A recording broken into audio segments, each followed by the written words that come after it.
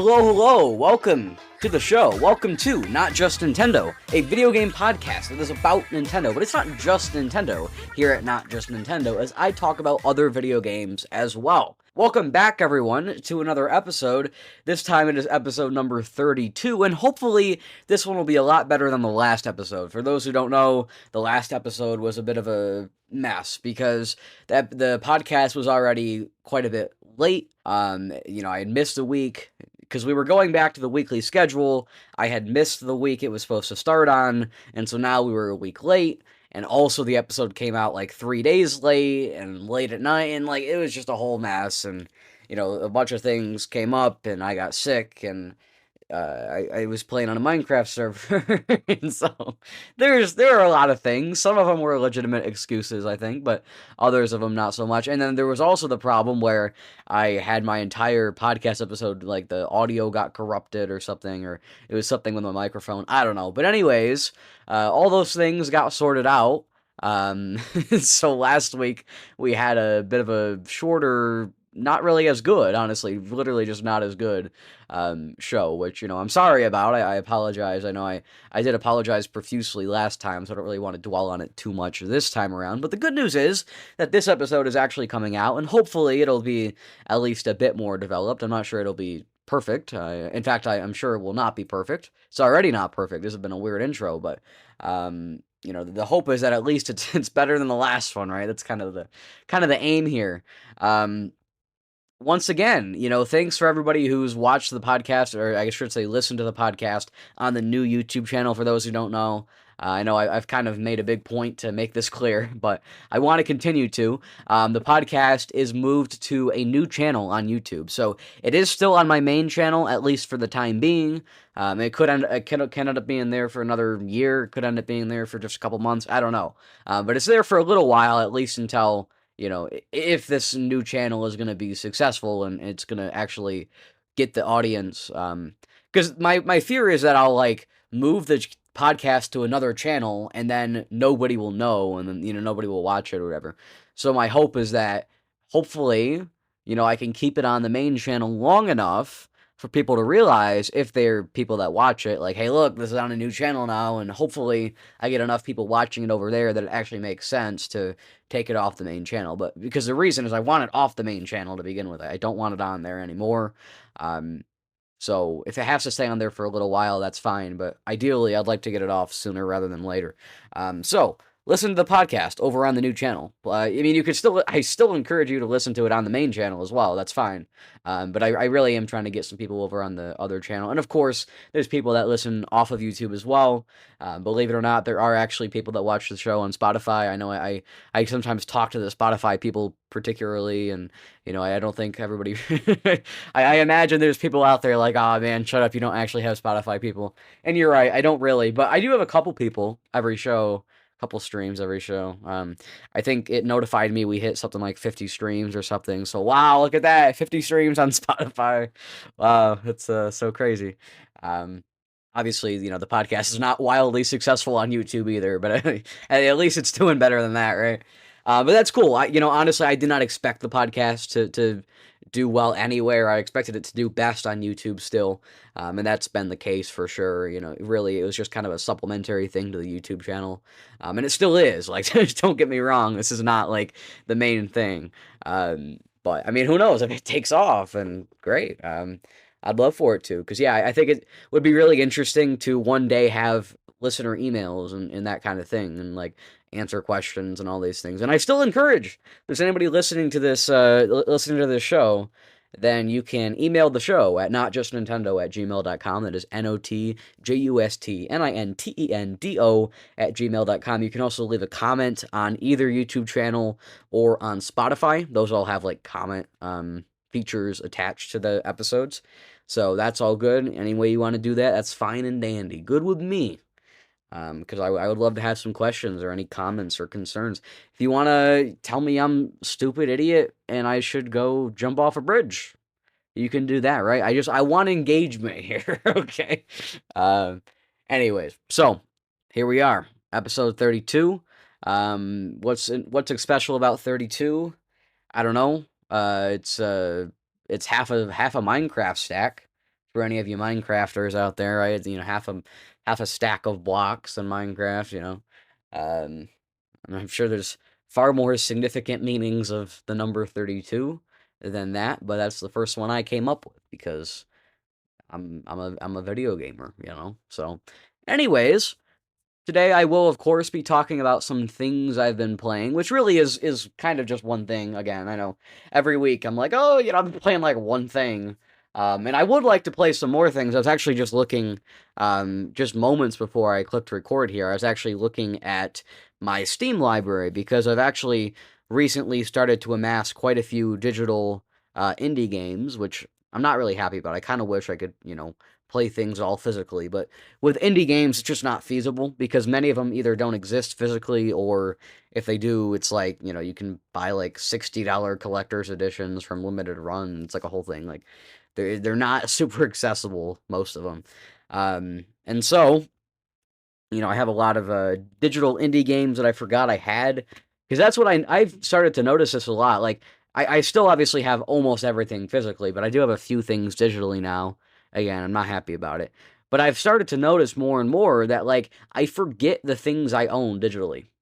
Like I could look around my room and I could find a game on my shelf and I could be like, I know where I got that, I know when I've played that, I know like everything, everything about it, right? But I can also go on my Steam library and find things that I completely forgot I owned, or completely forgot I won in a Epic Games, not won, but claimed in a free giveaway. You know what I mean? Like it's just those things. Like they're just not as memorable, right? And so I think that's sad because that's a lot of why I like to collect games is because I like to have the stories attached to them, right? I can look at what's an example? I'm looking at my shelf. Let's find a game. Pro Evolution Soccer 2008 on the Xbox 360. And I can remember exactly the antiques shop that I got that at. I can remember, I believe I paid $4 for it. Because at the time I was trying to amass a bunch of Xbox 360 games. This was just a few weeks after I had first got a 360, like 4 years ago at this point.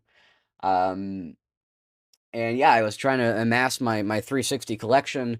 When I got the 360, I got it with Borderlands. That was the game that they had with it. Obviously, it was a pre-owned one. Turns out they're not still selling those things on shelves. Yeah, I bought Borderlands and I went out and I would say probably 2 weeks later or so, I bought a bunch of Assassin's Creed games. Um, Assassin's Creed 3, Brotherhood, Revelations. I think the second one I also bought then. I found at a thrift store. I found Batman Arkham Asylum, the Player's Choice version. Like I can remember these things. Not Player's Choice. What is it called on Xbox? Is it Platinum Hits? I don't remember. Whatever their version is. So yeah, you get what I'm saying though, right? Like I can remember these stories about digital things. But literally just yesterday, I pulled up Steam and found out I had Florence on Steam. I had no idea I owned Florence on Steam. I don't remember buying that. I must have probably bought it recently because like I know I had like a Steam gift card. I don't know, like a few months ago or something. Like I don't remember exactly, but I remember I bought a bunch of stuff. I had no idea I bought Florence. I had no idea I bought Far Alone Sales. Like it's just those kind of things, right? Like I just don't remember these things because I don't have the attached stories.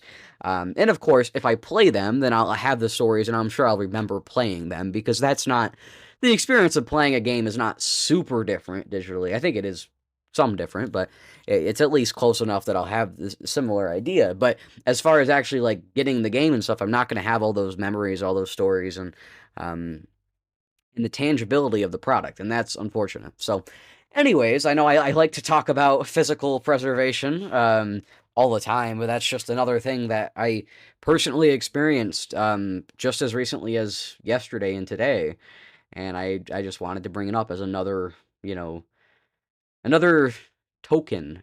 Token? I don't know if token's the word here, but another object in the debate. But anyways, that's it's not what we're here to talk about. To get back on track, my point was is that I had found a bunch of indie games that I was hoping to play. Not specifically by the end of the year, but I did beat one game since the last podcast episode, and I counted, and that was my 36th new game this year, which is actually lower than I thought. I thought I was at around 40 or something, but I'm actually only at 36. And so I'm kind of thinking like I need to beat like at least 4 more things. So I at least have 40 for my end of year list. I think that would be a good number. Obviously, the more the merrier, right? As long as they're decent games. But I would love to have a strong list, one about the same in length as last year. That would be ideal. So I would still need to beat 6 games to make it, or maybe 7 games. I can't remember. To make it the same as last year, because last year I either had 42 or 43. I can't remember. But it was something like that as far as new games I'd beaten last year. So I definitely still plan to beat like Uncharted, right? That's definitely still on the agenda. And I don't know, Final Fantasy 3 is on the agenda. And then other than that, I don't have anything specifically, right? Everything else is just if I get to it. So I was looking at a bunch of the indie games I owned on Steam, and I was trying to figure out like what are the shortest ones.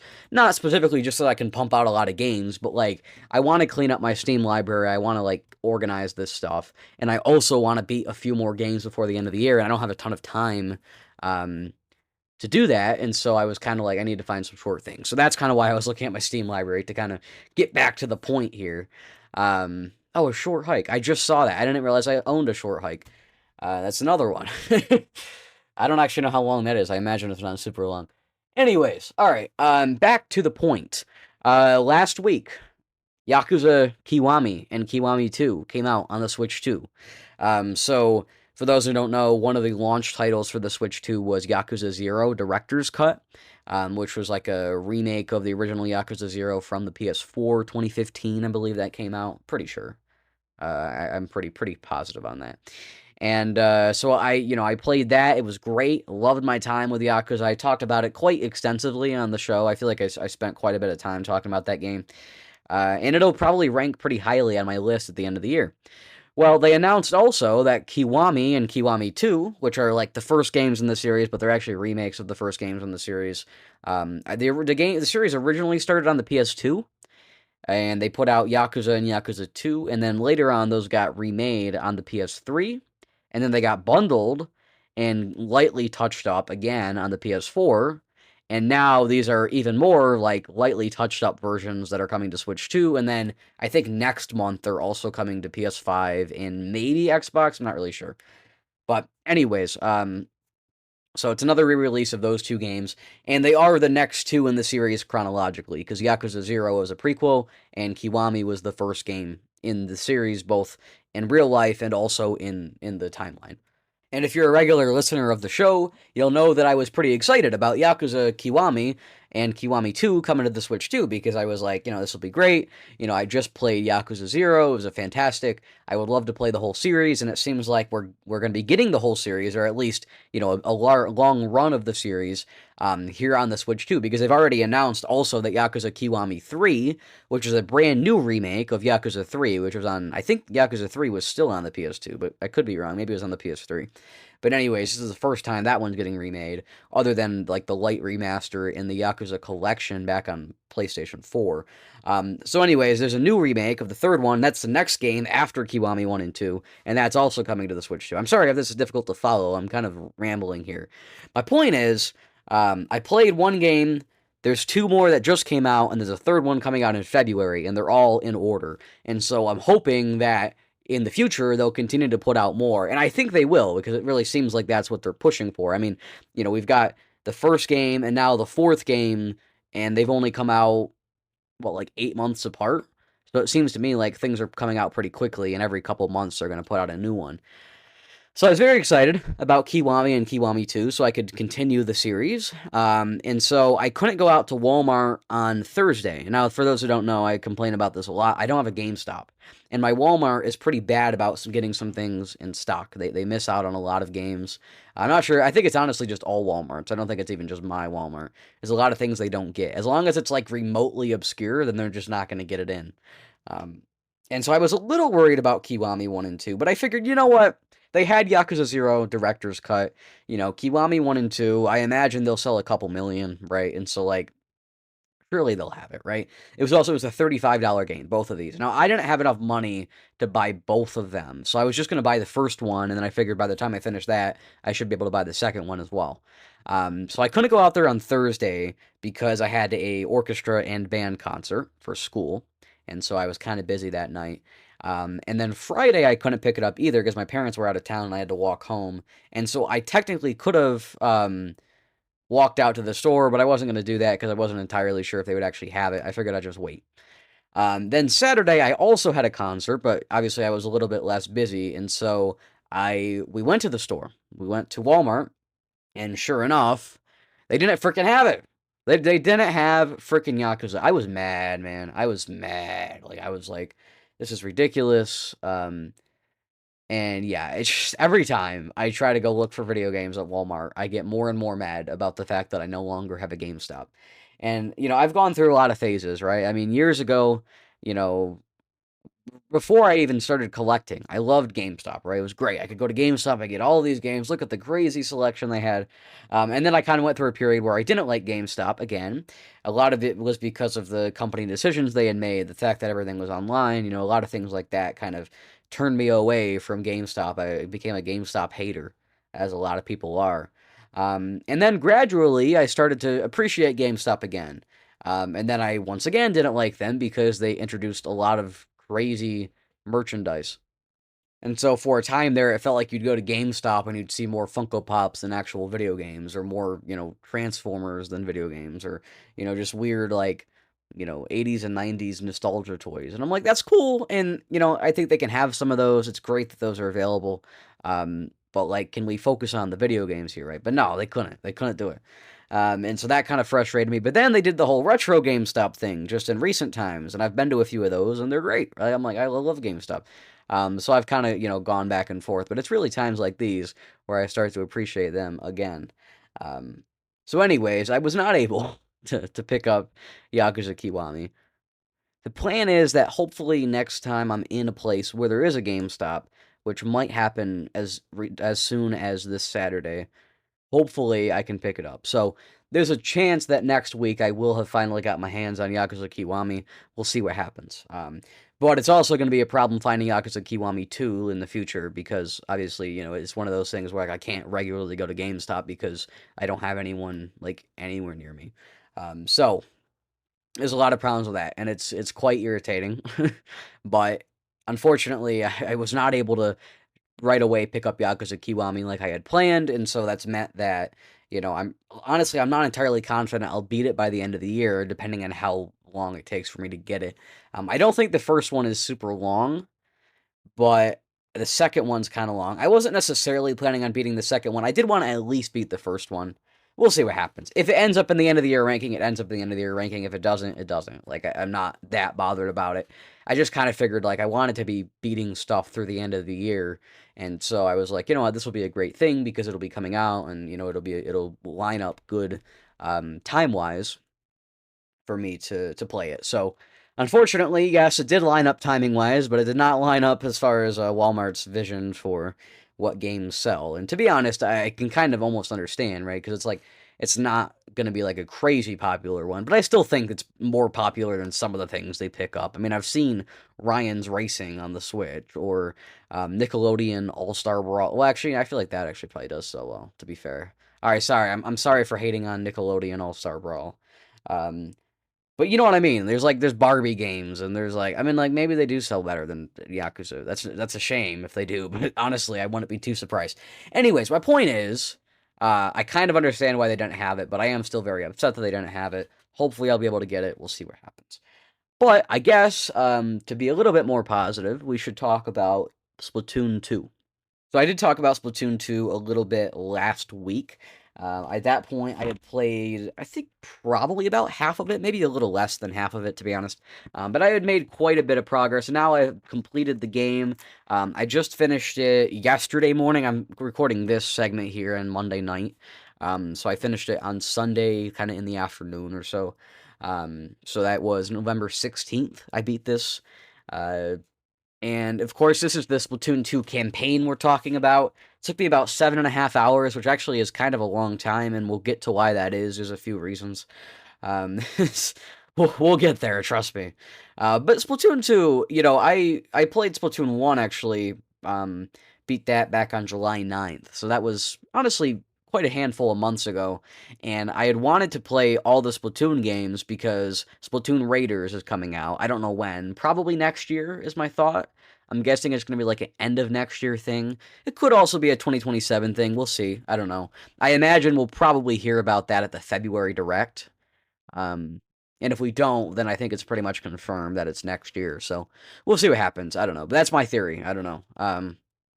But Splatoon Raiders, obviously, it'll have a new campaign, I'm sure. A lot of people have been talking about how Splatoon Raiders could potentially be a little bit more single-player focused. At the very least, it's pretty clear that Splatoon Raiders is going to be a big difference, like a big jump in Splatoon. I know a lot of people have felt that Splatoon's gotten a little bit complacent. You know, Splatoon 1, 2, 3, they're kind of all the same thing. You know, there's not really a huge difference.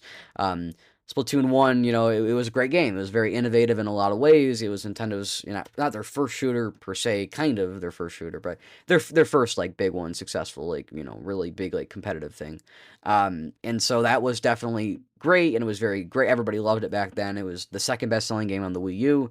But then Splatoon 2 was kind of just Splatoon on the Switch, right? And I think, you know, with something like Splatoon, it's almost like the Call of Duty effect, where it has a much bigger reach if they can just put out the game a second time, you know, under a different title. So, like, it is a different game. There are differences with Splatoon 2, of course.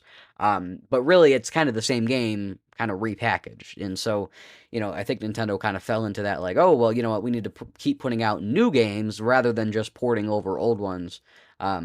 For these online competitive things, because that, you know, that's kind of what gets people interested again. So they put out Splatoon 2, and then, of course, they put out Splatoon 3 in 2022, and that one was a little bit more controversial as far as timing, because at that point, it almost feels like they should have just kept with Splatoon 2 for the entirety of the Switch generation, and they probably should have just done more expansions and stuff for it. And obviously, another important factor in that discussion is that it's the same development team that makes Animal Crossing that also makes Splatoon 3. And so that led to some concerns, because obviously Animal Crossing came out in 2020, the most recent one, New Horizons.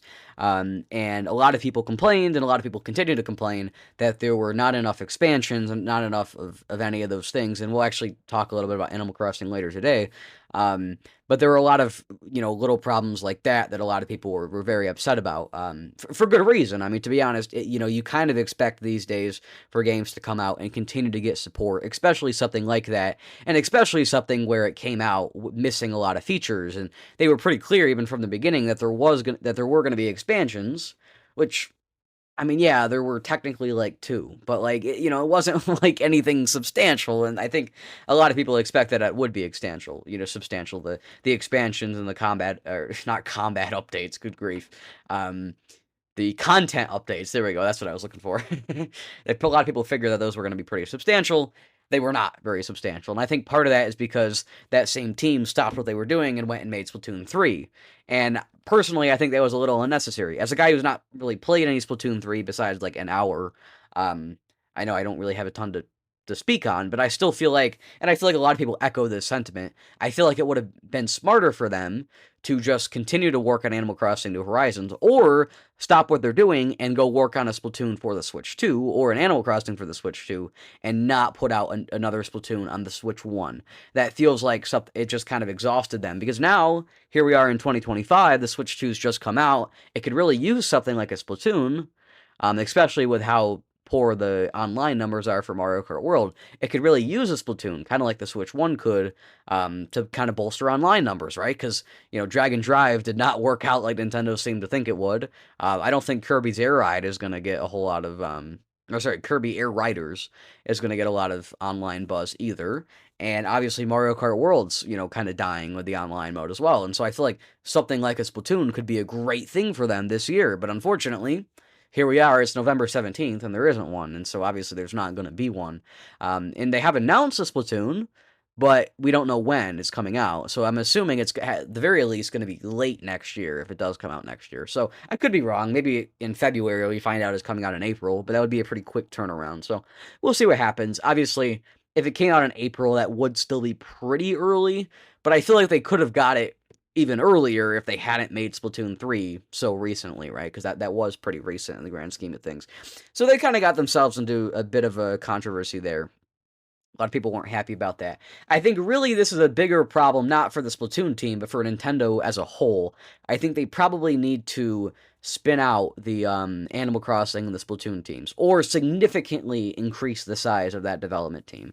Because I think they're just a little too small for that, right? Like, it seems like it takes them a good few years to make something, which I understand, and I'm not suggesting that they should rush anything, but it creates problems because obviously there were a lot of people that expected an Animal Crossing game early on in the Switch 2's life. I was not one of those people, and I was going to say this for the news segment, but obviously, I guess I can bring it up now because it is kind of relevant here. The Animal Crossing New Horizons Switch 2 edition was announced. This is honestly like a few weeks ago. It's just that I haven't done news in so long that we haven't talked about it. And so, yeah, like Animal Crossing New Horizons getting a Switch 2 edition. I, like many, was kind of upset about that because I was, hoping that we would get a new Animal Crossing. But unlike most people, I recognized that it probably wasn't going to happen for a while, and I did not expect to hear about an Animal Crossing for at least a couple more years. I think a lot of people were expecting to hear about an Animal Crossing, like, earlier on this year, and they did not, and I was not at all surprised by that, because, again, it didn't make a whole lot of sense to me that they could have got another Animal Crossing ready, number one, with Splatoon 3 having come out. Number two, it didn't make a whole lot of sense to me for them to put it out in the first year because Animal Crossing doesn't necessarily seem like the kind of thing that you need year one, right? I understand that last year, or then in the last console generation, was the second best-selling game. Like, I can't understate how big a deal that is, right? Of course, that's a huge deal. But Animal Crossing's not the kind of thing, I don't think, that's going to get people, like, rushing out to buy a new console, right? Now, it did, obviously, during, like, the pandemic, right? Early on in the pandemic, there were people rushing out to buy Switches to play Animal Crossing, but that was kind of a unique situation. The Switch was a lot cheaper, obviously, and also, people had nothing to do, right? A lot of people had nothing to do. And so I think that was kind of a big factor. I don't think we could recreate that success. And I mean, I think we all can agree that the next Animal Crossing game, I think even Nintendo knows this, the next Animal Crossing game is not going to do nearly as well as New Horizons. The hope is, of course, that it does close to as well, but I doubt it'll do as well. I mean, I don't think it's even possible, right? Especially considering I don't think the Switch 2 will do as well. So, anyways, my point here is that it seems like we got some weird stuff going on because we're not going to get Animal Crossing potentially for the entire console generation. If we do, it's going to be like a good few years. Like, I would say 2028 at the very earliest. And as far as Splatoon, like I said, this other Splatoon game is looking like a 2027 or maybe very end of next year. So there's just a lot of problems with that development team, and I think they could have alleviated a lot of those issues had they not put out Splatoon 3, because that was, I think, just unnecessary. But here we are, there's 3 Splatoon games. Back to my point with Splatoon 2, I wanted to play all the Splatoon games and the expansion for Splatoon 2 and for Splatoon 3, because Splatoon Raiders was going to be coming out at some point, and I wanted to kind of play the whole series. So earlier this year, I played Splatoon 1. It was fantastic. I thought it was very fun. The levels were very unique. It was kind of just a short little thing. It wasn't like super developed. There wasn't much of a story. I mean, I didn't expect any of those things, right? Because really, at the end of the day, first of all, it's Nintendo as far as the story concerns. And number two, it was a single-player campaign for an online shooter. Like, I don't think it was a huge concern for them to make the single-player. Obviously, there's more of an emphasis on the single-player than there are for some first-person shooters, which was a great touch. I'm glad that they focused on that at least somewhat, but it wasn't like the end-all, be-all. It wasn't the only factor or even the primary factor. So I can kind of understand why, it felt a little simplistic at times. However, that's not to say that it was super simplistic, because I still thought Splatoon, the first campaign, was great. There were a lot of creative aspects, a lot of, similar things. And so, yeah, it was constantly just fun and creative, and I don't have any other adjectives, but it was great. it was a great game. I definitely thoroughly enjoyed my time. Splatoon 2 was kind of more of the same. And normally, I would say more of the same is a negative thing, right? You don't want something to be more of the same. Usually, more of the same comes with a negative context. And to an extent, I could kind of agree, with Splatoon 2. It is more of the same. Maybe that's a bad thing to some point. But at the same time, like I said, it's a single-player campaign for an online shooter. Like, I'm not expecting it to be, like, groundbreaking every time. And I don't need it to be groundbreaking every time, because honestly, the levels were so fun the first time that more of the same is still good. And so I definitely enjoyed my time with Splatoon 2 as well. I guess the thing I noticed most is that where in Splatoon 1, when new ideas and concepts are introduced in a level, I was like, wow, what a novel, what a clever new idea. They haven't done this before. In Splatoon 2, when things are introduced to the levels for the first time, I was like, oh, that's like that thing they did in Splatoon 1. That was kind of my mentality. I was like, oh, I remember that from Splatoon 1. And that's not to say that the things were implemented poorly, because of course, I think in a lot of situations the levels were better than in Splatoon 1, but it is an expansion on Splatoon 1's ideas and not a totally new idea. And that's not always a problem, it's not always a bad thing. It's just worth noting that Splatoon 2 is not as inherently creative. And so at times I found it less interesting. But I think the level design is probably a little bit better overall. It's a strong, iterative game for the Splatoon series, but it's not a strong, innovative game for the Splatoon series. And again, that's not necessarily a problem, but it can be at times. As far as the levels, again, I think the level design is still very strong, at times even stronger than in Splatoon 1. I loved a lot of the mechanics. I thought specifically the Octoling levels were done better. I do believe in Splatoon 1, for the Octoling levels, you would have to go around and kill all the Octolings, or not even necessarily kill all the Octolings, but kill many of them, and then get to the end of the level, and they were just kind of in your way, and they were obstacles. Whereas in Splatoon 2, there's actually several different pieces of the main sparkfish or whatever, which you're trying to get at the end of the level, and you actually have to go to each section of the level and get each piece, and then they get together, and then you can beat the level. So rather than just rushing through the enemies to the end of the level, you actually do have to stop and deal with each one individually. And you can still run past enemies, but it can get a little bit more dangerous if they've been following you through the level, and you actually have to stop to grab pieces of this fish. So, at times it can be a little bit more strategic in that way, and I think that's kind of a overall positive. It's quite interesting in a lot of ways. Another great addition for Splatoon 2 is on the world map, right? Or not the world map. So you start out in the Inkopolis hub, and that's the main area in the entire game. So if you want to go do a multiplayer thing, you go there. If you want to go to a shop to get cosmetics, you go there. Everything's there. And then the campaign is in one little area off of Inkopolis hub, and you get sent to another hub, and use one of these hubs. I'm going to call them hub worlds, for each of the worlds of levels in Splatoon 2. And they're not called worlds, but they are worlds. They're split into, after every boss fight, you're in a new area, and those are each worlds, really, is what they are. So for each world, there's a hub world, and in the hub world, you travel around, and there's really not much to do. It's basically just a way of having, the levels spread around an area. So rather than, go on a map, like New Super Mario Brothers Wii style, and just go, one level to the next, it's actually an open area, and the idea is you walk around and you have to find the levels to complete them. And they made a great change from the first game, where it was basically the same strategy, where now you can actually fast travel between worlds and to specific levels in other worlds. Because I found myself multiple times accidentally going back to the previous world. You guys can hear that. I think the cops are after me. They found my body. No, anyways, so on multiple occasions, I would accidentally go into a previous world, and then I would use the fast travel to get back to the world I was in.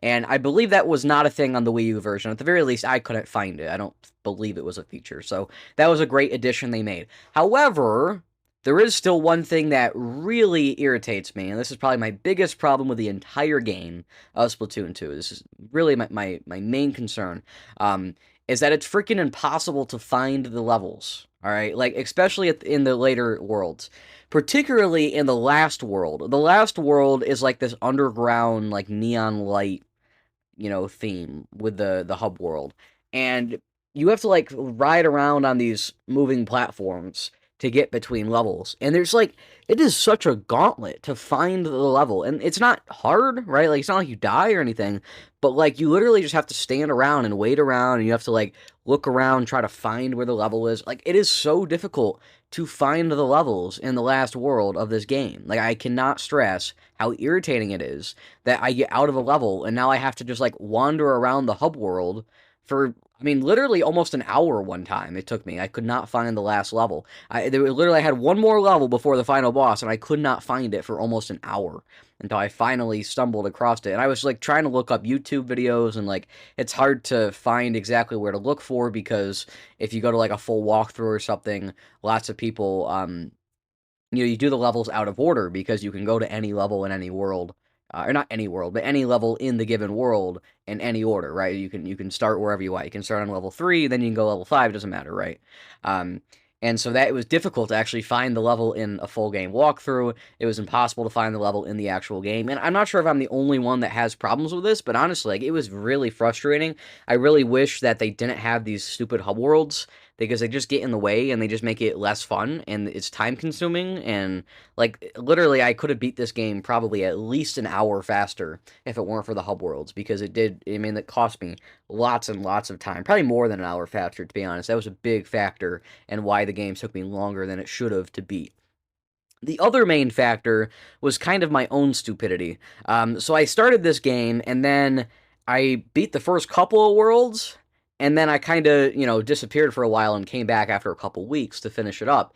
And at the very beginning of the game, you find, this isn't like much of a spoiler, there's this guy that can upgrade your weapons, basically, right? And there's a variety of different weapons you use throughout the game. In Splatoon 1, they would, usually like lock you to one of a few weapons. In Splatoon 2, there's actually more of a story reason for it, where the idea is you actually like trial running certain weapons for this one character, and so he'll like give you a weapon for a specific level. So the idea is they want you to use different weapons for different levels. Different levels are designed around different weapons, and so like it makes sense, right? Like, you can understand why this is the case. But so those weapons, though, the different weapons can be upgraded with the points that you get for killing enemies, or you can find them just laying around in levels. They're basically like Mario coins, essentially, but they're these like little orange, like, they look like blobs of nectar. I don't think that's what they are, but that's what I'm going to call them. So you get like however much nectar, and then you can upgrade your weapons to higher levels, and obviously they do a lot more damage, they spray a lot more ink, they cover a lot more things, a lot of things like that. And there's probably some other abilities and stuff too. The thing is, I forgot about that completely. So they introduce you to that concept like a few levels in. I completely forgot that was a thing. I never did any upgrades until on the very final boss, the final boss of the entire game. I was loading into the boss because I had gotten my first game over on the final boss. I had died to the final boss a few times, and I had gotten a game over. And so I was kicked out of the level, and when I came back in, there was a little help tip, and it was like, looks like you have points to spend on weapon upgrades. I was like, weapon upgrades? There's weapon upgrades? Like, I had no idea. And I went and like looked it up, and yeah, sure enough, they had told me about this, and I had completely forgotten that there were weapon upgrades in this game. Dang, man, what is going on outside? There's like just so many, like, I keep hearing sirens. Anyways, so, whatever. But yeah, so that's honestly kind of just me being a bonehead. That's not really a fault of the game. What is going on? Hold on, I'll be back. Alright, sorry, I had to do some rubbernecking real quick. I guess, I don't know, there's like some chaos going on down the street. Anyways, back to Splatoon. Yeah, it was a big frustration for me that the levels were so hidden. And also I was being dumb about the weapon upgrades and not realizing there were weapon upgrades. So ultimately this game was a little bit more of a slog towards the end than I expected it to be. I think that was maybe in part because, this is my second Splatoon game of the year. And so I'm going to like kind of wait at least a few months, which actually, to be fair, I did wait a few months between these last two. So I don't think that is it. I don't think it's that I rushed it. I think it is actually just the gameplay getting a little bit repetitive after the first two. So I'm going to try to wait a bit longer even and play like towards the end of next year, unless Splatoon Raiders is coming out earlier and I have to play Splatoon 3 earlier. And then I'm going to try to wait a little later to play Splatoon 3 and to play the Octo expansion to Splatoon 2 because I'm a little Splatooned out. As much as the Splatoon level design is great, I'm Splatooned out. So in the following weeks, I hope to play a bunch of those like short indie games I was talking about. I hope to be back on the Minecraft server, maybe post some videos here and there. Um, Maybe do a live stream again. I was thinking about live streaming Sunshine. We'll see what happens. So that's kind of all on my agenda. I would also like to get back to Uncharted because I'd like to beat that by the end of the year. And hopefully, fingers crossed, I can get my hands on Yakuza Kiwami on Switch 2, like this weekend. That's the hope. We'll see what happens. I'm not going to promise anything. But I think this is going to be good for this segment. We're going to come back and we're going to talk about news, of which there is quite a bit to mention. A lot of it's surrounding the Game of the Year nominees. And we'll get right back to that. Let's take a music break, and we'll be right back.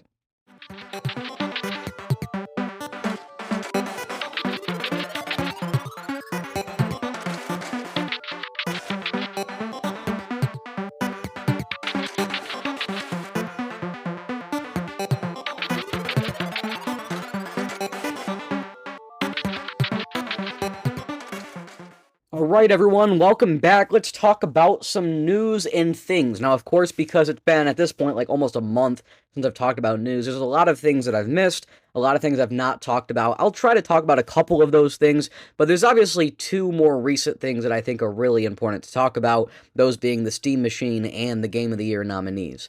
Before we get to those, though, I do want to talk about just a couple of things. There's more sirens. What the heck, man? Can people stop dying? Like, what the heck? What's going on? Anyways, so, Animal Crossing New Horizons, Switch 2 Edition. Now, I did talk a little bit earlier in the show about this and how, you know, I wasn't exactly expecting this, but it does kind of make sense, and I was really hoping that we would get a new Animal Crossing, and it doesn't seem like we will. Obviously, you know, they're doing enhanced resolution and improved graphics, they say. So, it's going to run in 4K on the Switch 2 version when docked, I believe, just when docked. So, I mean, it does legit look a lot better, and they showed kind of a side-by-side zoom in with the Switch 2 and the Switch 1, and it does legit, it runs a lot better. They are also implementing mouse controls, and I think this is mostly supposed to be for designing your house, and also for doing, like, you know, like the editing on, like, shirts and stuff, like designing things, and you can put them on the floor and stuff, too. And so, for art stuff in the game, for designing your house, you can drag things around, kind of like you could with a stylus on, like, Animal Crossing Happy Home Designer back on the 3DS. So that's kind of cool. They're making a few, you know, cool little things there. There's a megaphone you can use, where you kind of, like, talk into the microphone. I'm not sure if you have to, like, activate that, or if it just kind of automatically... I think you have to actually buy the item in the game. And then the idea is you can, you know, talk into the microphone. I'm not entirely sure, like, I'm guessing this is for, multiplayer, which is kind of neat, I guess. Now, a good change that they did make, I know I've already heard some people talking about how this is good. Obviously, there's not a ton of people talking about Animal Crossing New Horizons at all anymore, but they did make a pretty good change here, and that's that you can now have up to 12 players on a single island, for multiplayer, which obviously I know a lot of people were complaining back when the game was, you know, relevant, that it's not relevant. Back when it was relevant, a lot of people were complaining that you can only have 8 people on an island, and that was too few, and all this stuff. So now they fixed that. Not necessarily fixed that, because I'm sure there's still lots of people out there like, oh, 12 is still too few. But at the very least, 12 is definitely more than 8, last I checked, so that's at least that. And of course, they showed that it's compatible with game chat. I mean, obviously, it's compatible with game chat, I imagine. Everything's going to be compatible with game chat. There's also the camera functionality. That's not really surprising to me. So the idea is, like, when you're hanging out on an island, you can kind of, like, have your face above your head. Kind of like we saw in Mario Kart World and on the Mario Party game as well, Mario Party Jamboree. So that's all cool. You know, it's neat. It's coming out on January 15th. I'm probably not even going to buy the upgrade pack. Like, I'm good. Like, I'm not really interested. There's not really any, like, you know, crazy content with that. Now, there is also a free update, which I assume is also available to the Switch 1 version, and that might be what I stick with. And honestly, I don't really know all the details of this, like, update, but it seems like there is going to be some sort of a they showed like off of a pier there was a hotel, and I'm sure you can probably find much better instances of people talking about this stuff, people that know a lot more than me. But Captain's there, and yeah, there's a Captain's Family Hotel. It is, and there's rooms you can decorate. I mean, I don't know, like I think it's basically kind of like the Happy Home Paradise was. And you're also going to be able to, do other things like that. I don't know. You can buy new furniture and stuff. It really seems like to me that Animal Crossing has gone all Stardew Valley-y, because I know that's kind of the audience they've gained now.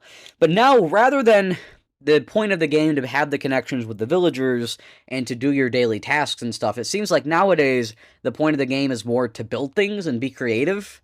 And that's not really why I've ever played Animal Crossing. Like, there's a lot of cool things. I love that furniture can go outside now. I love things like that. There's things like that I love, but I'm also really not that big on decorating my house. I might do it somewhat, but I'm not. That's not like the reason I play Animal Crossing. So Animal Crossing has taken a huge shift in the last couple games, but especially in Animal Crossing New Horizons, and that's not completely a bad thing. But honestly, I think Animal Crossing is kind of moving away from my perfect. It was great before. Animal Crossing's kind of dying for me, and that's okay. It's not the end of the world. It is what it is. There's always the old ones to go back to if I'd like. When a new Animal Crossing comes out, I will definitely play it. I might even check out New Horizons again in a couple years. I'm kind of getting the itch. We'll see what happens. I don't know. I mean, I'm an Animal Crossing fan to one point. I do enjoy my time with Animal Crossing. The problem is, eventually I do kind of run out of content. I'm not too big on winter in Animal Crossing. I'm not really a huge fan of winter in Animal Crossing. There's really not a whole lot to do. And then I also do prefer the old games in general. So I'm an Animal Crossing fan. The other problem is that, I like to play a lot of games, and it's difficult to be playing a lot of games and also have an active Animal Crossing town. Like, it just doesn't really work super well. So there's problems that can arise with that. Um, I don't know. I'm trying to think, like, what else do they show in this update? There's the Dream World. I forgot about that. I don't believe the Dream World was in New Horizons before. And they showed new terraforming stuff. You can, like, I don't know. Um, yeah, there's a lot of stuff. There's, like, a new island, the Summer Island or whatever. Slumber Island, sorry. You can, like, it seems like there's more multiplayer stuff. You can, like, collaborate with people. I mean, there's a lot of cool stuff. I will say my favorite thing was on the pier, like the new update with the pier. There's a bunch of old Nintendo systems and stuff, crossover things they call them. So I'm looking here at the list. I'm kind of paused on a screenshot here in the trailer. They show the Ultra Hand, which was like the squeezy arm toy from back in like the 70s. Nintendo actually invented that, believe it or not. Mattel took it and adapted it over here. They have the Ultra Machine, which is another toy Nintendo put out back then. There's the Love Tester. I don't know what that is. I'm guessing it must be another Nintendo product. There's the Switch 2. There's the Famicom, the NES, Famicom Disk System, Game Boy, Super Famicom. I couldn't really see everything below that, but I assume there's like Wii U and all that stuff, all the consoles and stuff and all the handhelds, which is awesome. I think that's incredible. I was really happy with the couple of, Nintendo consoles and stuff that they had in New Horizons in the base game. The great news about this is, like, I was looking at, the things, and it looks like you're going to be able to play a game. So, like, they showed on the Famicom, you can play Ice Climber for free. You can play Dr. Mario on the Game Boy. So, it seems like you're going to get one of those things every time. There's also Lego items in this new promotion thing, which was cool. So the Lego shirt looks cool. So, I mean, there's a lot of neat things. There's also a Zelda collaboration, which looked awesome. So yeah, honestly, it does seem like they're adding like a good amount of content to New Horizons, and I do believe this is all new stuff, right? Oh, and I forgot there's Splatoon stuff too. I'm looking at the update here. There's Splatoon stuff too. Yeah, this is a free update. So this honestly does almost make me want to go back to Animal Crossing and like start a new town and stuff. Like, part of me does kind of I am kind of interested in that, but at the same time, I feel like I would best do it as like a YouTube series. And when I've done Animal Crossing in the past, I tend to get burnt out with the YouTube series because it's kind of difficult to make one of those videos every single day. So we'll see what happens. Maybe I'll do it. I probably won't. Maybe I'll do a poll, see what people on the channel think. But yeah, I was kind of thinking that was kind of cool. So the Animal Crossing update overall, it seems like a great update. To be honest, it seems like they're actually adding a substantial amount of content. The Switch 2 edition, I'm not sure is totally necessary. It seems like for the most part, it's just resolution bumps and stuff. And already, Animal Crossing on the Switch 1 is a fantastic looking game. It's one of the best looking games on the console. So that was definitely not a problem to begin with. The visual and the frame rate and stuff in the original, or not the original, sorry, not the original Animal Crossing, in Animal Crossing New Horizons. That was not a problem to begin with. I'm not sure it's something that needs to be remedied. There was also a Nintendo Direct, and it was only technically a Nintendo Direct. This was a Nintendo Direct specifically for the movie, for the Super Mario Galaxy movie, which is coming out next April, I think they said April. Was it April? Hold on, I'm trying to find it here in the trailer. Yeah, April. I don't think we got an actual date though. Um, that's okay. But so it is coming out in April. It's actually kind of coming up pretty quick, huh? I would kind of like to see it in theaters. We'll see. I'll definitely watch it at some point. I don't know if I'll watch it anytime close to when it comes out. But we'll see. Maybe I'll try to watch it in theaters because that would actually be kind of neat. The thing is, though, to be honest, I felt like this trailer made the second Mario movie look very childish, very kiddie. I know, obviously, the original Mario movie was a very family-friendly movie. It was a little childish, but I think this one looks honestly like a little obnoxiously so. Like the whole sequence at the beginning with Bowser and the castle like being a goofball, like I don't know, it's just like it felt like Minions. And I know that's, because Illumination makes this, so that's I mean that's cool, but like honestly, I'm a little skeptical about some of that stuff. It was also kind of interesting. So obviously they picked Super Mario Galaxy here for the movie. I guess we can kind of get into this. There's a lot of people out there speculating that Mario Galaxy 3 is going to happen. There's a lot of good reasoning as to why that could happen. I mean, obviously, we had Galaxy 1 and 2 come out as the combo pack on Switch 1 and Switch 2. That was like a month ago or something that came out. There's also the Super Mario Galaxy movie. There's a handful of amiibos coming out along with those. They're putting out the storybook from the first game as a physical product, or maybe they already did. I'm not entirely sure, but that was coming out or it came out or whatever. And so Mario Galaxy is definitely in the limelight here, and it almost seems like they could potentially do something next year, like a 3D Mario game, as like a 20-year anniversary for Galaxy, or just, to put out a third game. I've always said that if Mario Galaxy 3 was not going to happen, or that a Sunshine 2 was not going to happen, those are both things that people potentially, there's always been people potentially, speculating about.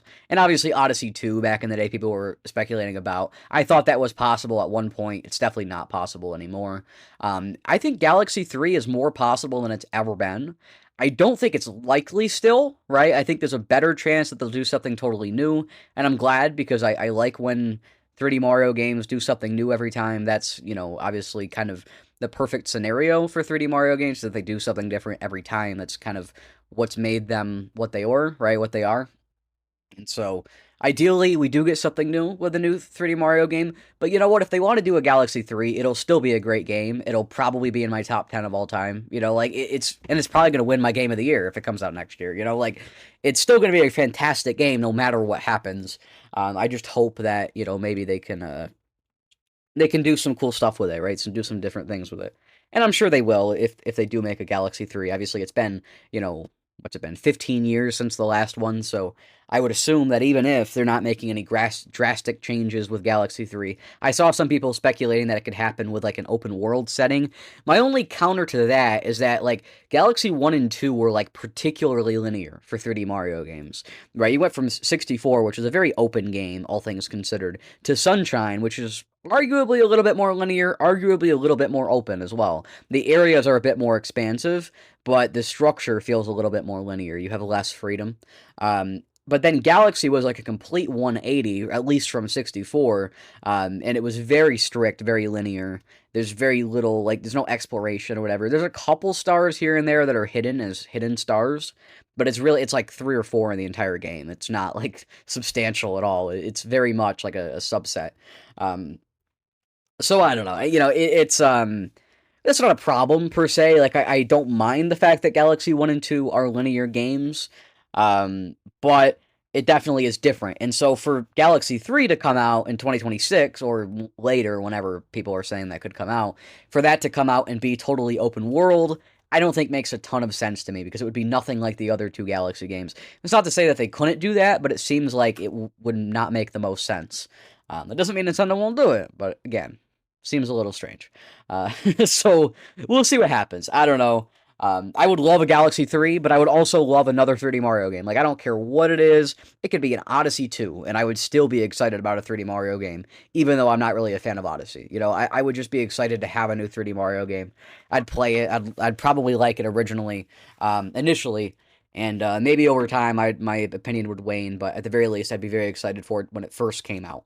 Whatever it ends up being, whatever the next 3D Mario game ends up being, I'm very excited about that.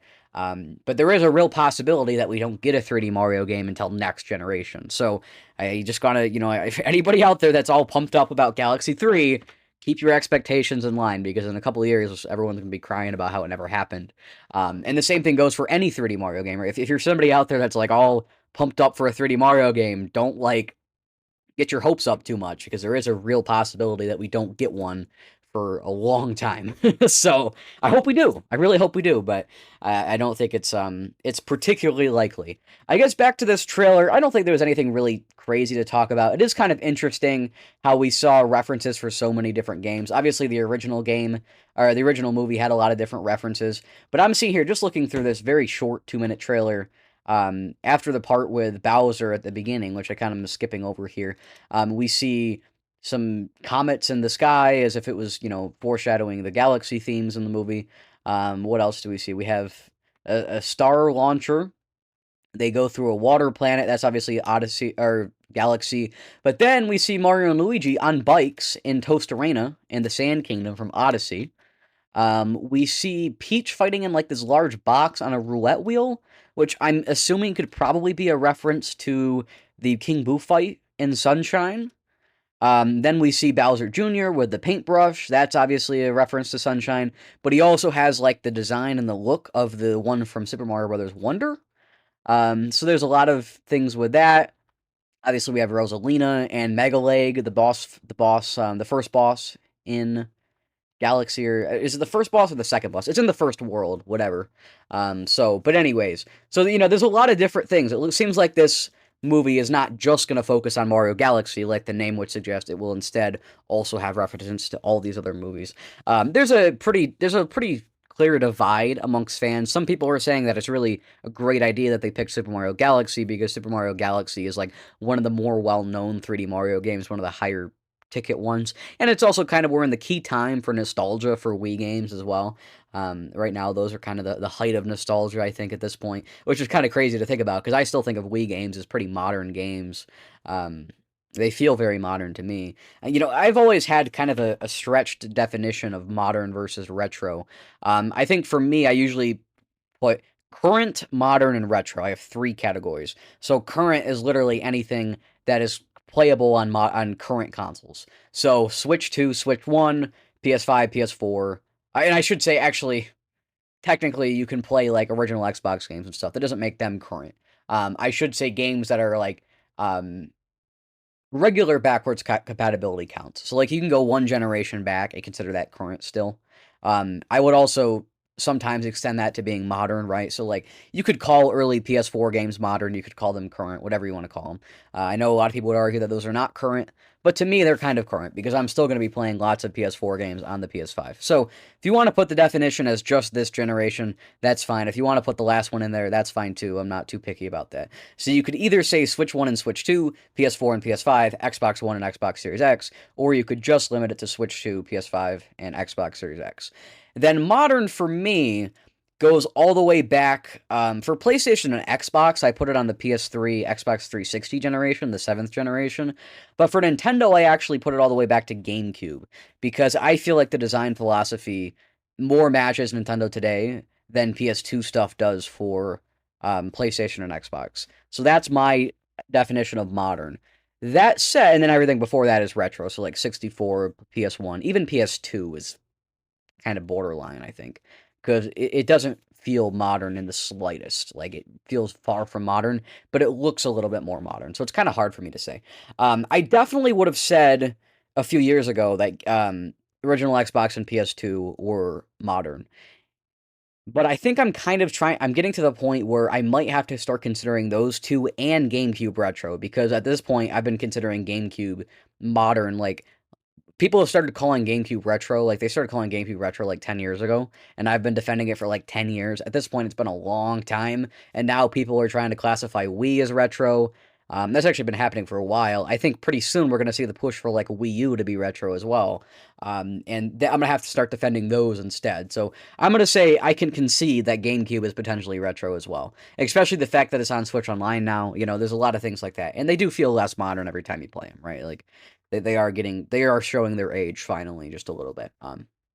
So I know I have pretty lax definitions of these things, but I don't even know why this came up. But anyways, back to the Mario movie. I'm excited about the second Mario movie, but I'm also kind of apprehensive at the same time. I'm sure it won't be the best movie ever made. I'm sure I won't absolutely like be foaming at the mouth for how amazing this movie is. But at the same time, it'll probably be pretty decent, and I'll definitely be happy about some references and some things, and it'll put a smile on my face. Like, I'll be happy about it.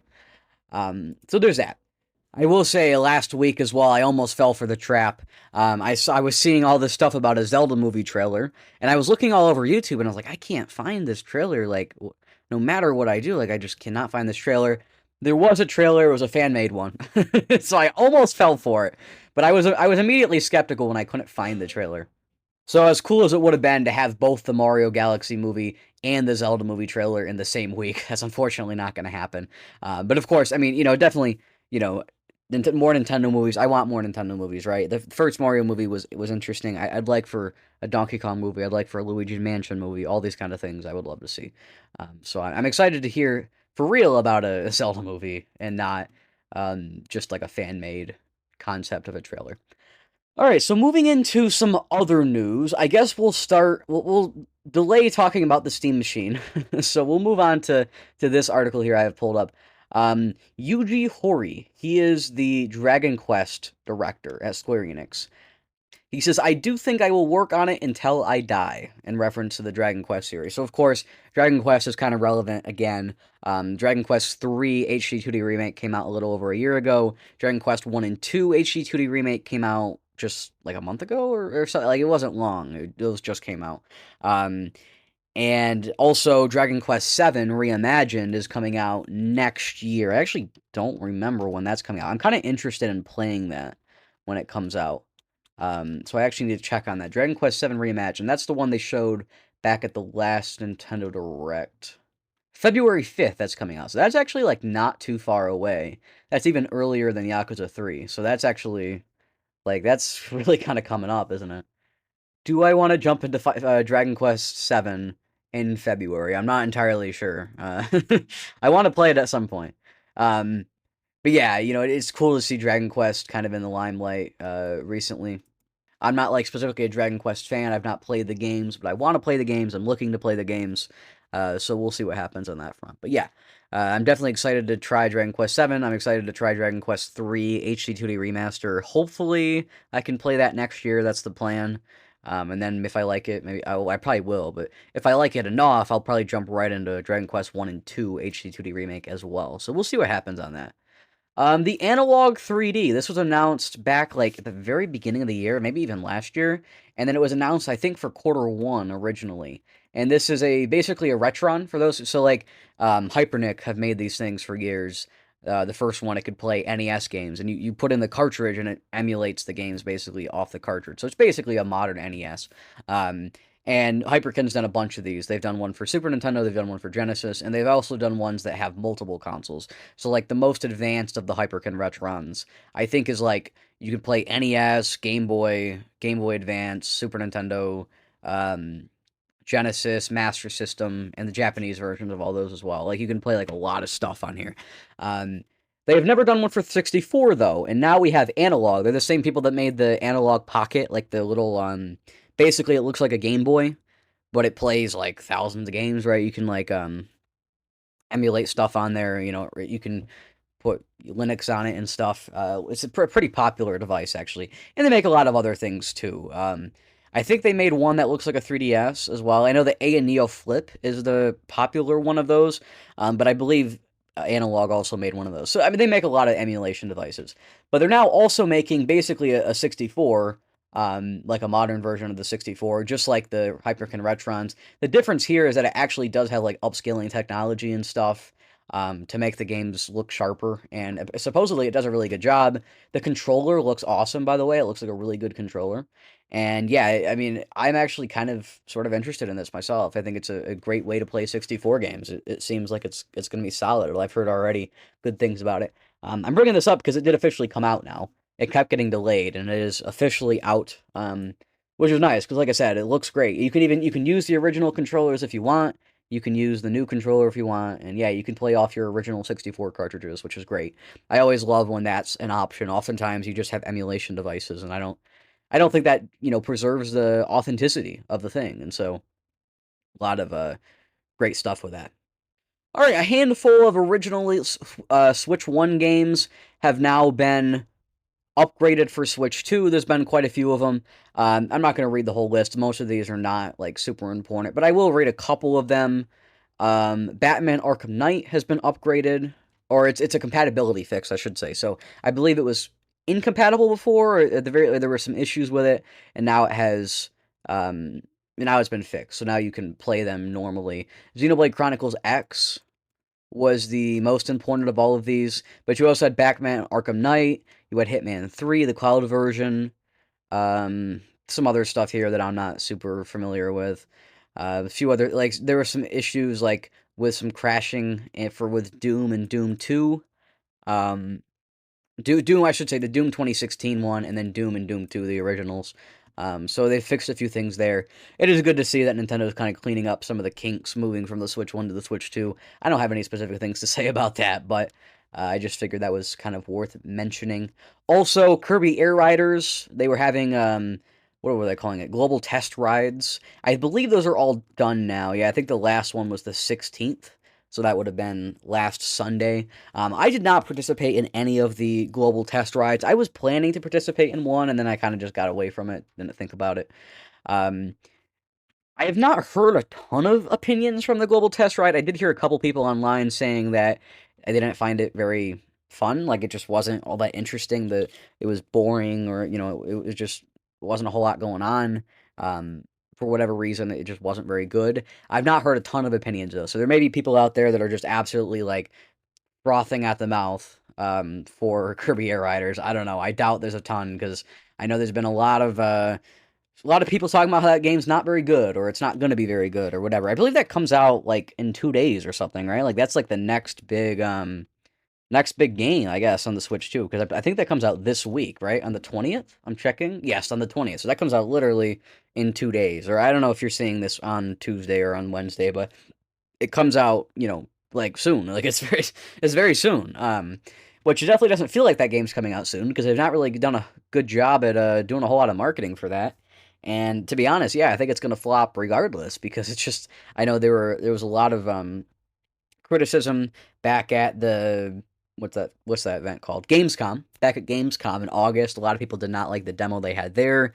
Now with the global test run again, I have not heard much about it, so obviously it must not have really been highly successful. So just in general, seems like there's not a ton of interest in this game. I know there were a lot of people speculating back when Mario Kart World wasn't super popular, which, I mean, it's still not, but you know what I mean? Like, when it first came out and it wasn't super popular, there were a lot of people speculating that Kirby Air Riders could potentially, replace Mario Kart World as the definitive online racing game. I always kind of figured it wouldn't quite do that, because, it seems like a smaller audience, and yeah, it seems like it's going to be a very small audience now, and so that's going to be Nintendo's second flop of a racing game this year. So that's kind of unfortunate. There were some people saying that Nintendo Switch 2 third-party docks were bricking systems back like they did on Switch 1. Nintendo made a statement. They said that they have no intention to hinder or invalidate third-party docks for Switch 2. To be honest, I don't have much to say about this. If this is true, that they're truly not going to do any of that stuff, that it's definitely a bit of a change from last time, because they did do a lot of that stuff, like, bricking stuff with third-party things back last year. So yeah, we'll see what happens. I don't know. But it is interesting to see that there's already people saying that potentially Nintendo could be doing some of the same things as last time that were unpopular decisions back then. So who knows? I guess now to address the elephant in the room. There's actually probably two elephants in the room, besides myself. But there's two elephants in the room. One of them is the Steam machine. So, for those who are living under a rock, the Steam Machine is a new console, in quotes. I'm going to put it in quotes there. It's a new console from Valve. There was a Steam Machine years ago that was kind of also a console, kind of a PC, and that's exactly what this is as well. They're just making a new version that runs on the Steam OS. So, the Steam Machine is the second console that looks like a cube after the GameCube. They very much copied the GameCube here. I think Nintendo needs some royalties on that one because this thing is definitely a GameCube. Um, but in all seriousness, the Steam Machine looks cool. I definitely, when I first heard about this, I was a little surprised. I know there had been leaks about a potential Steam console, again in quotes, for quite some time. So this wasn't like completely like flooring, like this wasn't like crazy news, but it was a little surprising. I didn't expect it to happen now. I figured it was going to be a little bit later. So yeah, that's definitely interesting. It's an interesting development. I know there's been a lot of discourse around that lately. For one, the original leaks for a potential Steam console were saying that this thing could be ridiculously powerful, like way more so than the PS5 or the Xbox Series X. They're saying now that this thing is not quite as powerful as they originally thought, and that it's actually around the same as a PS5 or an Xbox Series X to potentially a little bit more powerful. It's not like way more powerful than any of these things. Like it's comparable in a lot of ways. But some of the speculation, and again, a lot of this is speculation because we don't know a whole lot about this console yet. But some people have speculated that it could potentially be as low in price as $400, which would be crazy because that would make it the cheapest thing around besides kind of like an Xbox Series S. Those are pretty cheap as well. But it would make it like the cheapest thing on the market and also like the most powerful or pretty much tied for the most powerful, which would make it obviously the best value for people looking for raw power and stuff out of all the consoles on the market. There's obviously also the idea that in theory it could be easily modded to run Windows rather than Steam OS. There's the idea that you can basically use it just as a PC, right? Like, I mean, it's cheaper than a PC of similar power. There's also the idea that you can take advantage of your pre-existing Steam library if you have one. There's the idea that there's always Steam sales running, so you could, in theory, save money over time by buying a Steam machine. There's a lot of great reasons for people to buy Steam machines, especially if you're somebody who's, like, pretty in the know in the game industry. If you're kind of like, you know, in the game, like, if you know what you're talking about and stuff, the Steam Machine, it seems like it could be a little bit less mainstream, and it could really be the thing for you. So, the Steam Machine, overall, seems like a great product. I, however, like, could not care less. I will definitely not be buying a Steam Machine. I'm completely uninterested in having my own Steam Machine because there's no disk drive. It's a digital-only thing, and of course it's a digital-only thing. Who would think Valve would make a physical console, like a console with physical discs? So I am not interested in having my own, but I think it's interesting. It's neat, and I think it's commendable if this thing truly is as cheap as it's supposed to be, that they were able to do something like that. I think it will probably mean good things, for, the competitors will have to try to bring their prices down to be competitive, if they're still going to try to be in that race. Now, uh, I've had a couple people from my school in person ask me what this means for Nintendo. Nothing. It means absolutely nothing for Nintendo. This does not change a single thing about how Nintendo operates. It will not take any market share away from Nintendo. It's a completely different audience. It will not make any difference. For PlayStation, I think this could potentially make a bit of a difference for PlayStation, especially if they continue to put their exclusives on PC like they have been doing.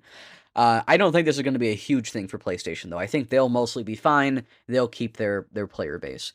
For Xbox, however, I think this could be catastrophic. And I know every week I've got to complain about Xbox. It's like kind of a requirement of the show.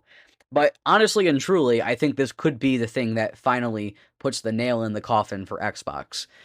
We've been seeing them, they're losing sales. They're very not successful. already the Switch 2 is in the race to potentially outsell the Xbox Series X in its first calendar year. So on June 5th, 2026, the Switch 2 is on track to have sold more units than the Xbox Series X has in its 5 years of existence. And that tells you all you need to know about how the Xbox Series X has done. Or I should say the Xbox Series X and S combined, right? The two of them together. It's an awful product in a lot of ways. I know there's Xbox fans out there. That's cool. But I've had a lot of terrible experiences with Xbox, and regardless of my own personal experience, you hear a lot of hate for them on the internet. They are constantly removing things from Xbox Game Pass while raising the price.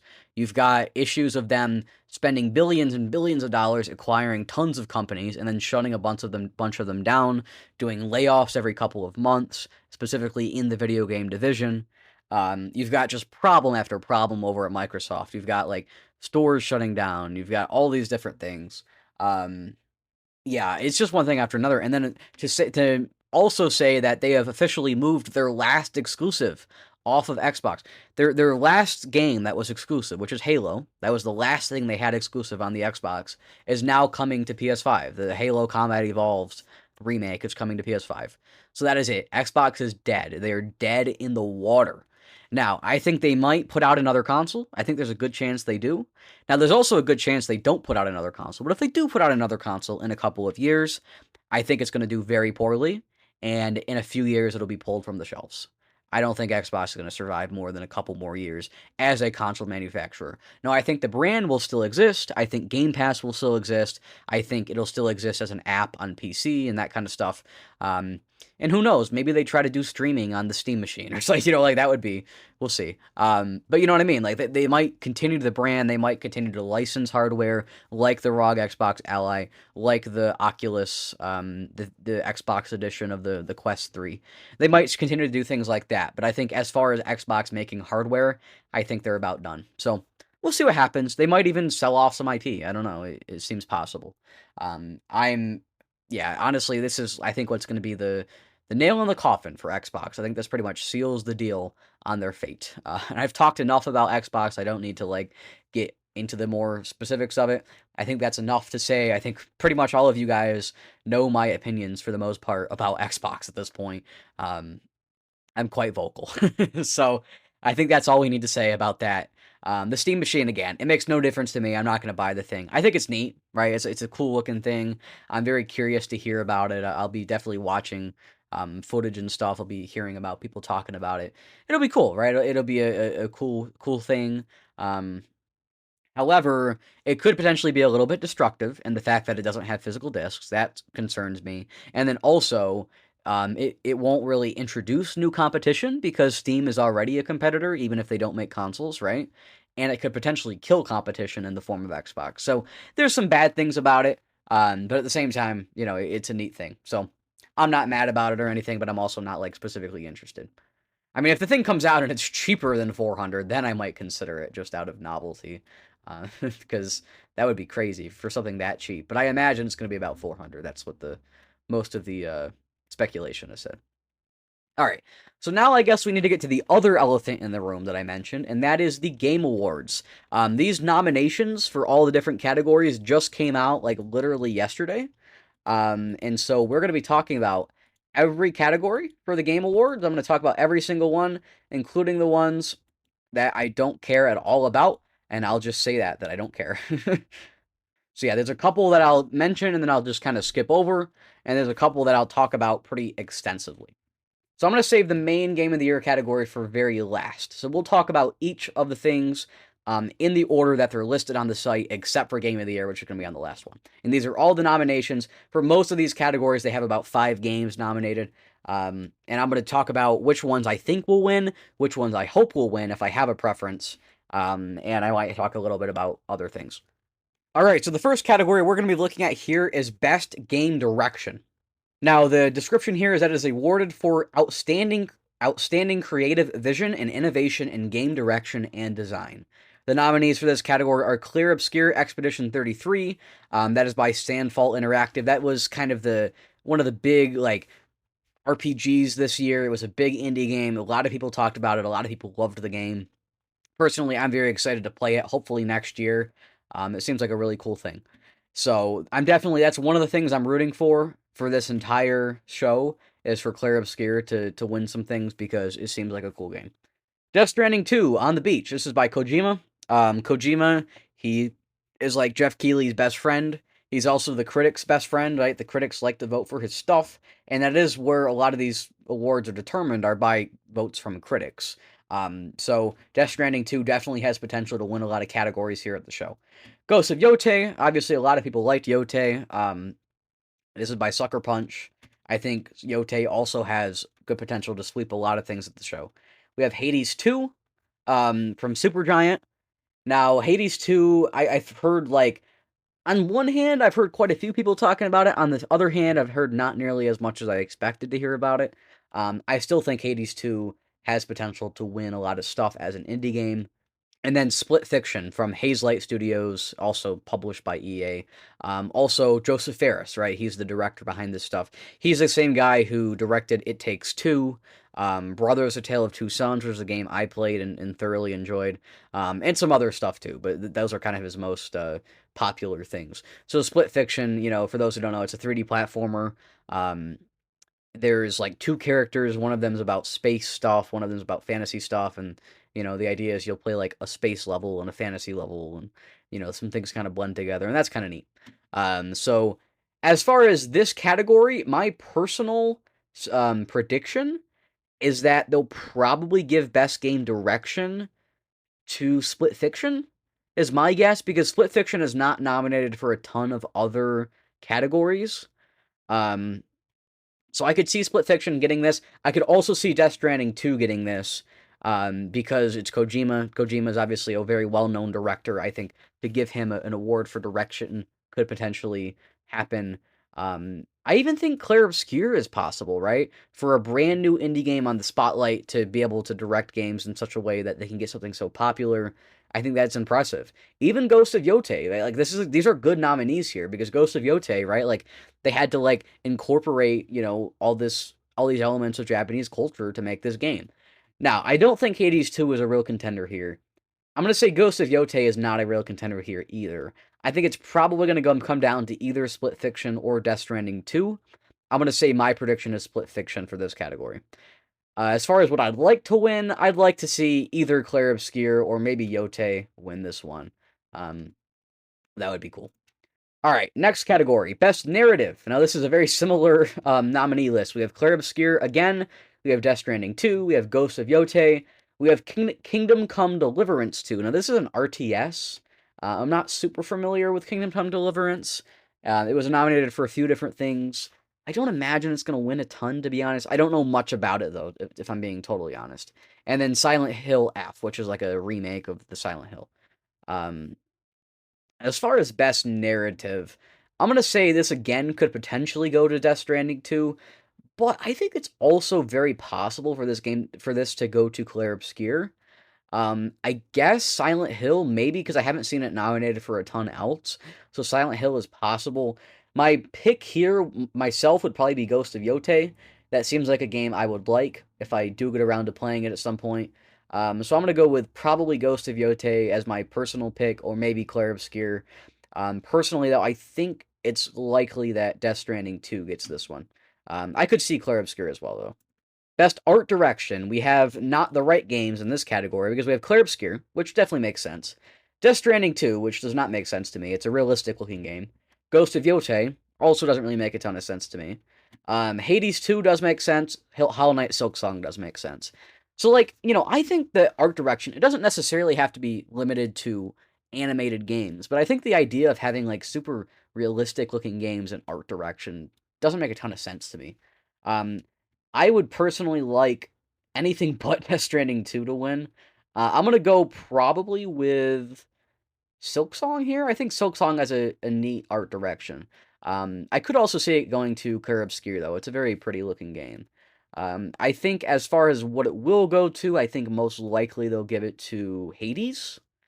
I think they'll give it to Hades. I would like to see Clair Obscur or Hollow Knight, though. All right, best score in music. To be honest, I don't really have much of a foot in this race. I've not really heard the soundtracks of a lot of these games. I've heard a few songs from Clear Obscure. Heard some songs from Hades. I feel like one of those is gonna win. I'll go with Clear Obscure. I'm guessing one of those two things will win. The other nominees are Hollow Knight Silksong, Death Stranding 2, and Ghost of Yotei. Again, we're seeing a lot of the same games this year. I feel like it was kind of a dry year for game releases. Best audio design. We have Battlefield 6, which seems weird to me. Clear Obscure, Death Stranding 2, Ghost of Yotei, Silent Hill F. For audio, I think I don't know. I feel like they'll probably give it to maybe Yotei. I feel like, with like the ambience and stuff, like maybe I feel like that's possible. I would also probably like either Yotei or Expedition 33 to win.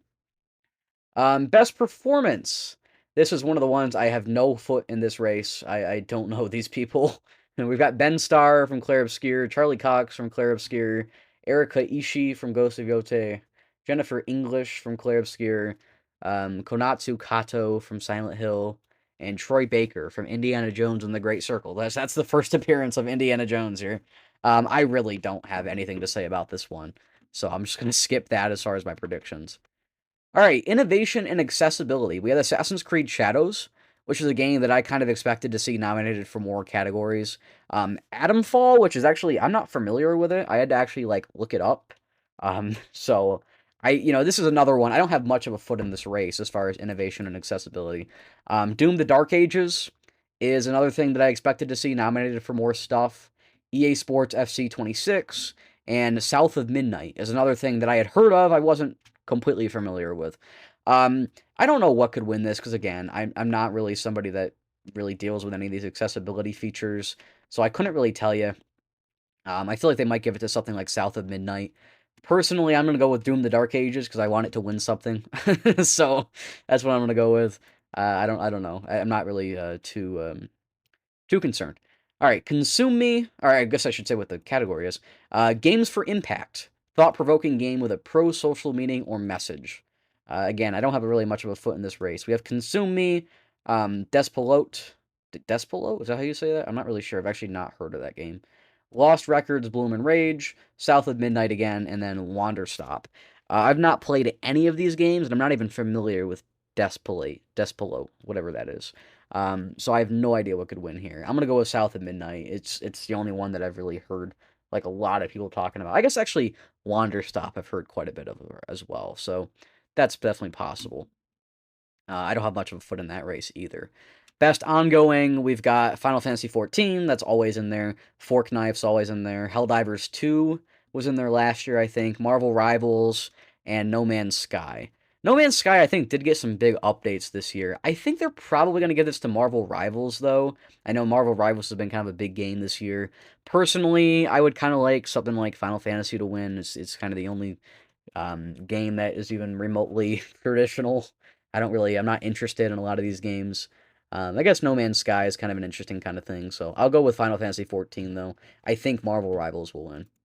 All right, we have best community support. Now this is like honestly kind of the exact same category as last time, and so similarly, we have a lot of the same nominees. The only difference is instead of Marvel Rivals, we have Baldur's Gate 3. I think there's a good chance they give Baldur's Gate 3 the win here. I'll go with Final Fantasy 14 again. Best independent game. We have Absalom. We have Ball X Pit, Blueprints, Clear Obscure Expedition 33, Hades 2, and Hollow Knight Silksong. Now, I think there's a good chance that they give this to Claire Obscure, or maybe Silksong, because I feel like Silksong's not going to win a ton of other things. So I feel like Silksong's definitely possible here. Personally, I'll go again with Clear Obscure. I guess I shouldn't really discount Ball X Pit. I know Ball X Pit has been a big indie game here. I don't think Absalom has had quite the same reach. I've definitely heard about it a little bit, but not like as much. So I'm going to say Ball X Pit could potentially win this category. Silksong could potentially win it. I'm going to go with Clair Obscure, personally. Best debut indie game, we have Blueprints again, Clair Obscure again, Despelote, which again I hadn't heard of, Dispatch I have heard of, and Megabonk. I've actually heard quite a bit about Megabonk. I think Megabonk's definitely possible as a big game this year, but again, Clair Obscure really, I think it is actually very likely for this to win, and I think I want it to win as well, because again, Clair Obscure, it was so out of nowhere. Nobody expected something like this to come out and become as huge as it did. So I think this really does make a lot of a lot of sense for this category. So that's my pick, and I think that's also the most likely to win. Otherwise, I think Megabonk could win. Best mobile game, another thing I don't really have a foot in the race of.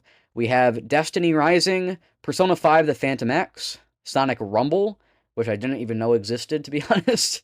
Made by Rovio, that's the Angry Birds people. Uh, Uma Musume Pretty Derby, I don't know what that is.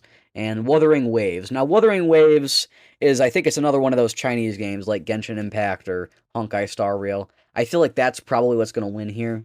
But I'm going to go with Persona 5 The Phantom X personally. All right, best VR slash AR. I am not real. I don't have much of a foot in the race for VR AR stuff.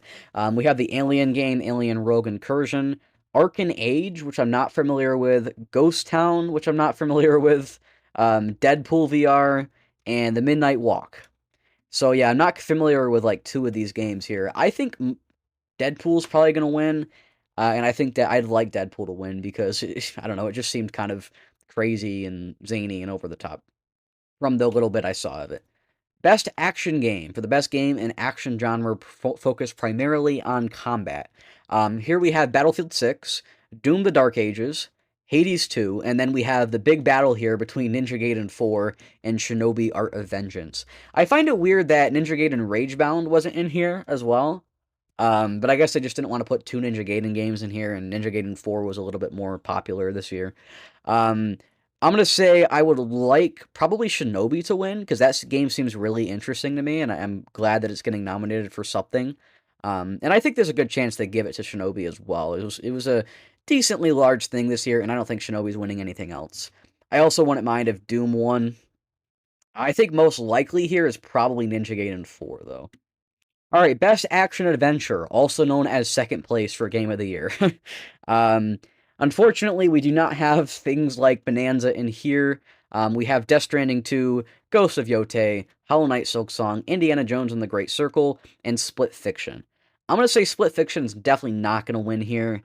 I'm going to say Death Stranding 2 is probably not going to win here either, because they're probably going to give Death Stranding 2 Game of the Year, which we'll get there. So this comes down to Ghost of Yotei, Hollow Knight Silksong, Indiana Jones. I would like Yotei to win, but I think Silksong will probably... Action Adventure Silksong? Yeah, I think Silksong will win. That's my guess. We'll see. I could be way off on there. If, for whatever reason, Death Stranding 2 does not win, then I think Death Stranding 2 will get Action Adventure. All right, best RPG. We have Avowed, which I forgot actually came out this year. Clair Obscur Expedition 33, Kingdom Come Deliverance 2, Monster Hunter Wilds, and The Outer Worlds 2. So Kingdom Come Deliverance 2 is the one that I'm least interested in out of all of these games, and yet I think it's actually the most likely to win.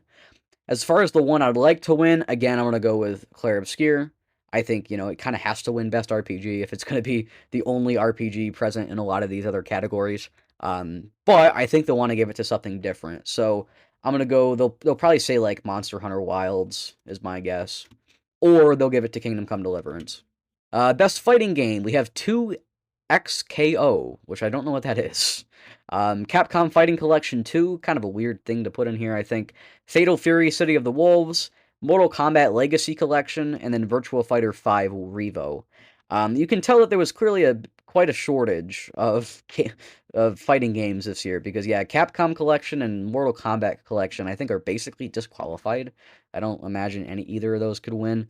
I'm gonna say Virtua Fighter will probably win here, and I guess I'll go with like Fatal Fury. I don't know. Fatal Fury seems like a cool series. I don't have like a foot in this race, to be honest.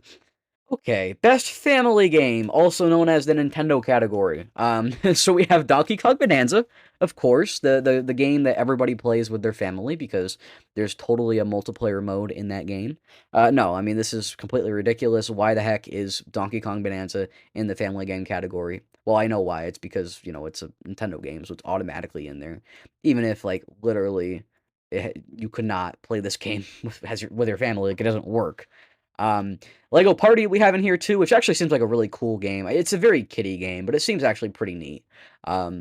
It's like worse Mario Party, but at least the theming looks kind of cool.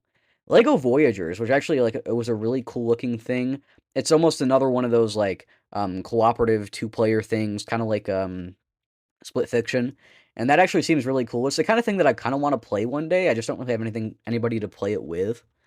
Mario Kart World's in here as well. Sonic Racing Cross World is in here, and Split Fiction is in here. I think if Bonanza doesn't win anything else, they might give it to Bonanza just because it's Nintendo Game of the Year, and so it just might be the Nintendo category. Otherwise, I could see this going to Mario Kart World. I could also see it going to Split Fiction. So I'm gonna say it'll probably go to Split Fiction, just because screw Nintendo. Why would they ever win anything?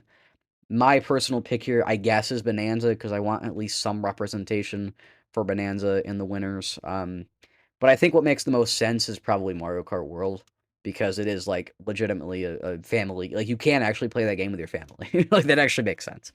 Um, all right, best sim slash strategy. We have Final Fantasy Tactics: The Evilist Chronicles, which I'm very interested in playing, by the way. Jurassic World Evolution 3, which I'm less interested in playing. Civ 7, Tempest Rising, which I'm not super familiar with. I have heard of it, but I don't really know much about it. The Altars I'm not familiar with, and then 2 Point Museum I am. I think this is really gonna probably go to Civ 7. I think we'll win this. I would like for Final Fantasy Tactics to win this myself, but I think Civ 7 will win. And I think it has every right to. I think it's definitely one that makes sense to win. All right, best sports slash racing game, also called Mario Kart World versus Sonic Racing Cross Worlds. In here we have EA Sports FC 26, we have F1 25, we have Rematch, which is another soccer game, and then we have, of course, Mario Kart World and Sonic Racing Cross Worlds. My prediction here is that Sonic Racing Cross Worlds will beat Mario Kart World because all the critics will come together and hate on Mario Kart World until it's lost. However, I would like Mario Kart World to win here, because as much as I complain about that game all the time, I still think it is better than Sonic Racing Cross Worlds from what I've seen. And obviously, both of these two games are more likely to win than any of the soccer things. All right, best multiplayer. Don't have much of a foot in this race, to be honest, but we'll talk about it. We've got Arc Raiders, not familiar with it, really. Battlefield 6, I've heard of. Elden Ring Night Rain was kind of a bigger deal earlier in this year. Not as big a deal as I expected it to be, but it was a big deal.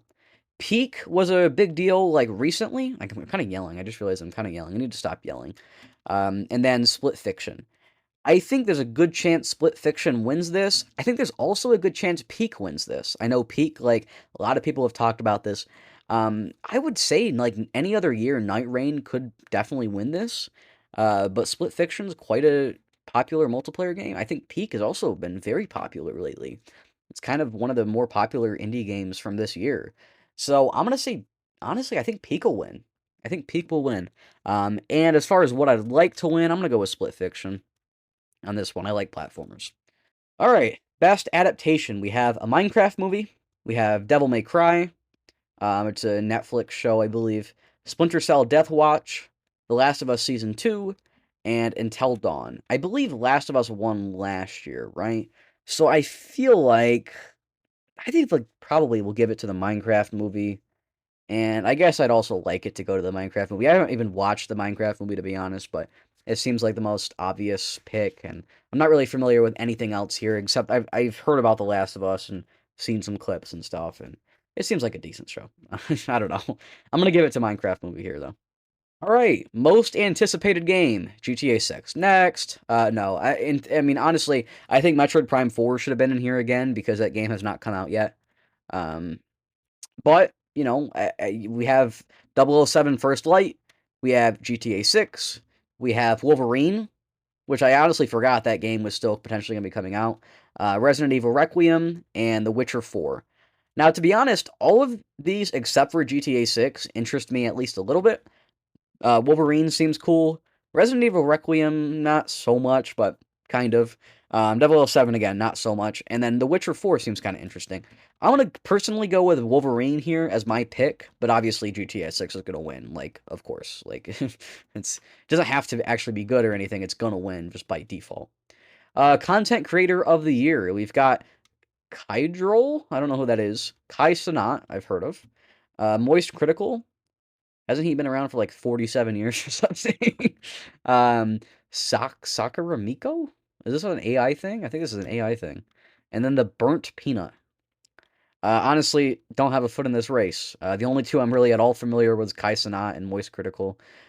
So I'll go with. I'd like Moist Critical to win, I guess, because I've seen him a couple times. He seems neat. But I feel like Kai Cenat will win because I know he's pretty popular. I don't really care. Best esports game. Don't have a foot in this race either. But we have Counter Strike. We have Dota. We got League of Legends, Mobile Legends, and we have Valorant. I I guess out of all of these games, I hate Dota the least. I've never played any of them, but that's the one I hate the least. I feel like maybe this is a Valorant year, but it could also be a League of Legends year. It's kind of probably one of those two. All right, best esports athlete. We have 5 people I've never heard of. I'm not even gonna like worry about this one. I don't care who wins. I don't know who will win. Best esports team, we can skip that one as well. Another 5 people I've never heard of.